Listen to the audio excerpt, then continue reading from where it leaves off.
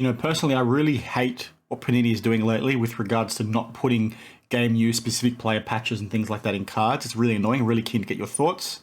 Stay tuned for today's video.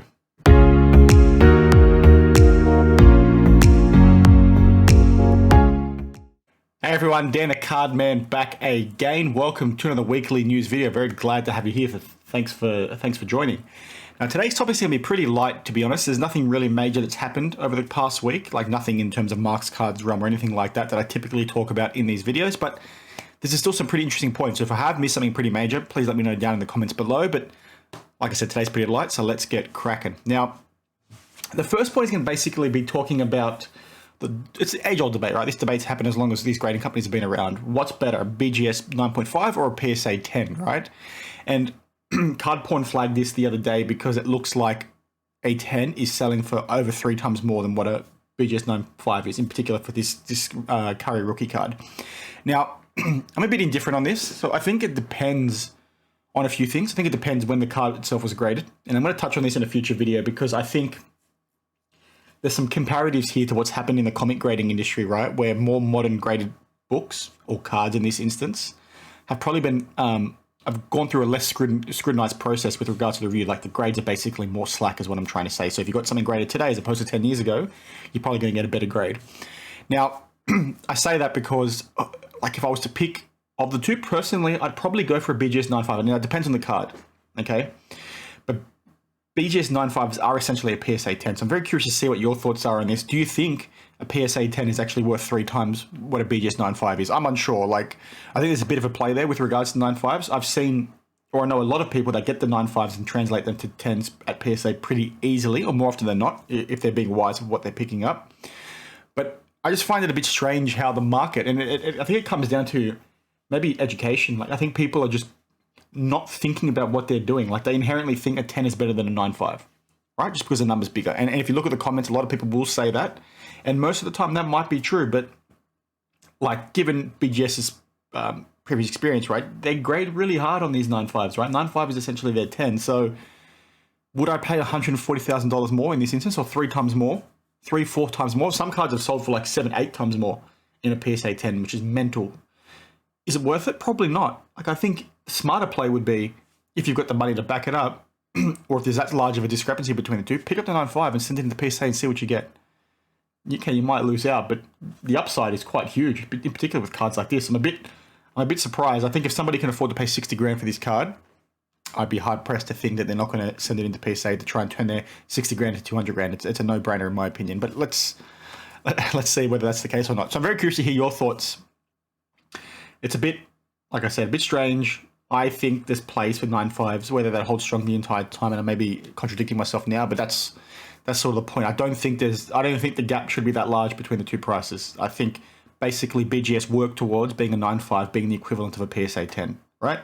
Given how low their actual 10s are, I think it's a pretty fair assessment to make. So I'm very curious to get your thoughts, like I said a bit earlier. Now, the next point I want to touch on, and this is what I touched on in the intro, this is something that I absolutely hate, and there's a multitude of swear words that I want to use right now, but I won't because I think it's incredibly dodgy, and that is basically Panini, in particular, now putting memorabilias, as in patches, swatches, things like that, into their cards that are not specific to any player. They may not even be game worn, they may not even be match worn, they might just be off the shelf from a local sporting goods store and chucked into the card, right? Which is, I think, really crap. And it's really crap for a few reasons, right? If you go back 5-6 years ago, before the hobby boomed, obviously the hobby boomed 2 years ago, but if you go back to then, like Select 2013, okay, that's 9 years ago now, that had autos in every box and at least one memorabilia in every box, right? And that memorabilia was player worn. And the boxes back then were about $120 to $160 Australian, which is about $100 US, okay? So in a $100 box, they could afford to do that kind of stuff. So now why, when the hobby and the market is so hot that these boxes are so freaking expensive, they're completely unaffordable and unobtainable for most people in the hobby, that they stop doing that and they take the cheap path of putting in shit patches and things like that into their boxes, which I think it's incredibly unethical in my opinion. It's really dodgy, and some people will say, well, you're a hater, Panini's just trying to save their bottom line. Well, it's like, no, like, it's just really shit on them. And I think it's something, sorry about that. I really hope it's something that Fanatics is going to look to improve moving forward. I really hope that when they take ownership of the rights, and whether they buy out Panini or not, that's another question. But when they take ownership of the NBA rights, I really, really hope they start at least putting in match worn or player worn jumpers again, right? Because that is the appeal to getting that card. Why do I care if I've got a patch on a card with a player that's not related to that player? What's the point of that? Like, why is that something you'd want? It's just stupid, and I'm really keen to get your thoughts on that, because I think most of you would agree, to be honest. I'm not so much of a hater when it comes to things like sticker autos. That's a byproduct of the industry, right? Like, they need to get so many players to sign things. It's really hard to get the cards printed and get the player to sign them and then go through the QC and all that kind of stuff. Sticker autos are fine. Obviously, you prefer on-card where you can. But at least with the sticker auto, they've signed the sticker. The players touch the sticker. Okay, they haven't touched the card, but they've touched the sticker. So you can take something out of that, right? If there's a patch in it that has no relation to that player, why do you want it there? And I think it's really shitty on them, and it's becoming more and more prevalent in more and more of their products, and it's really disappointing. And I hope it's the end of it when Fanatics come in. I think Panini's going to keep trying to cut as many corners as they can between now and when they've lost their license, and that means you're going to try and make their margins larger and larger. And the way they increase their margin is reducing their cost first and foremost. Obviously, they're still going to charge a premium for their product, but this is a way for them to basically do that. So I've touched on a few random thoughts there, but I'm really keen to get your thoughts down in the comments below, so please hit me up. Now, the last thing is going to be HGA. Very quickly, their new owners, it's only been like a week, right, since I touched on this, but I can already see a change in their business mindset, and I think it's pretty exciting long term. So basically, what they've done is they seem to be a lot more proactive and open to having discussion on social media. So they've started doing things like this, where they've got these FAQs, which is really basic. You'd expect this from them as a business anyway. They try to do stuff like this in the past, but this looks like it's a new approach. I really like the presence they're getting. They're doing stuff like this now, where you can see they're trying to interact with the community based on players maybe playing in a playoff game or something along those lines. It's a good sign for them, and it shows that they're actually thinking about what their customer base may want. And this interaction, albeit quite minor, and you might seem a bit silly for saying this, but it's a step in the right direction.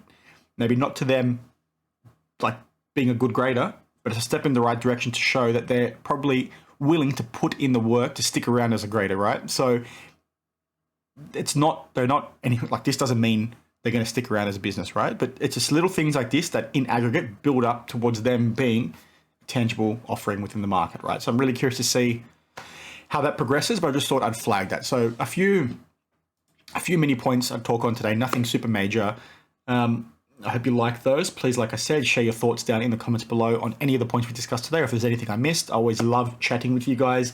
As you saw when I had the images up, I've got a recent video where I do a bit of a story time, talk about some of my favorite memories collecting in the hobby, and I really think you should check that out. The link's down in the description below, so please check that out if you haven't already. I'm trying to turn that into a recurring segment on the channel, where I'm going to ask you guys, the viewers, to send in your own stories with some photos, and I'll feature those in a regular video on the channel, just to talk through some really cool memories that we had as kids, right? Or as adults growing up, some meaningful memories in the hobby that really meant, or the hobby gave you value above just collecting pieces of cardboard, right? I'm really looking for those kinds of stories. So I hope you can share them. I hope you enjoyed the video today. I hope you enjoyed that video down in the description below if you are going to click on it. If not, that's okay. Please give me a like and a follow if you liked the video. And as always, I'll see you in the next one. Cheers.